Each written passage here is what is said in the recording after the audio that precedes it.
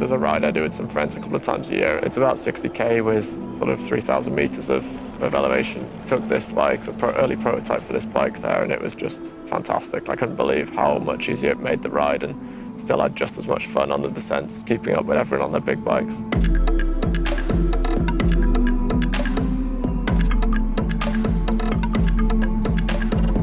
Paul, who was the project manager for the project, likes to ride in Bellingham quite a lot and ride with friends. And what they do is just go out for 3 hours, start super early, and smash out 30K before his kids wake up. So this is exactly the kind of bike he wants, the 120, because it's still super light and agile and climbs really well, but on the descents you can have a bit more fun and ride some more technical terrain.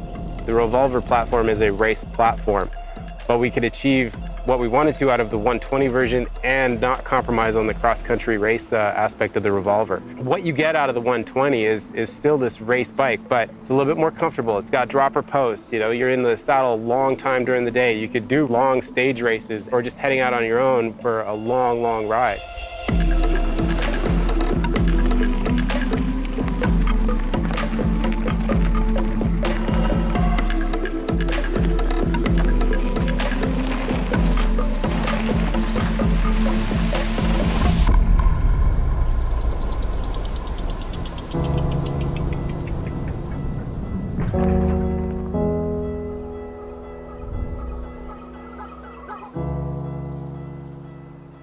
So I've always ridden bikes and studied engineering, so I guess kind of bringing those two things together seemed quite natural, and being able to apply the engineering stuff to bikes and from riding bikes and knowing them inside out, it makes it a lot easier to sort of relate one to the other. And, you know, creating really good bikes is not just about good engineering. There's lots of passion and small details that go into it, and without being a rider, I think it'd be really difficult to really nail those details.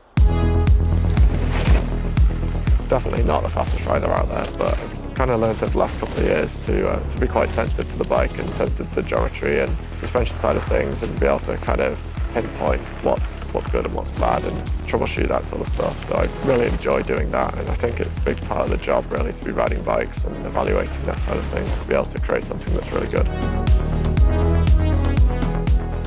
The geometry for the new Revolver redistributes the rider's weight further forwards within the wheelbase. So when climbing, the rider can be more relaxed. They don't have to constantly lean forwards to keep the front wheel down, and they don't have to lean backwards to get rear-end traction. So the rider can just kind of sit there, relax within the wheelbase, and just pedal and stay efficient, and that just ultimately reduces rider fatigue.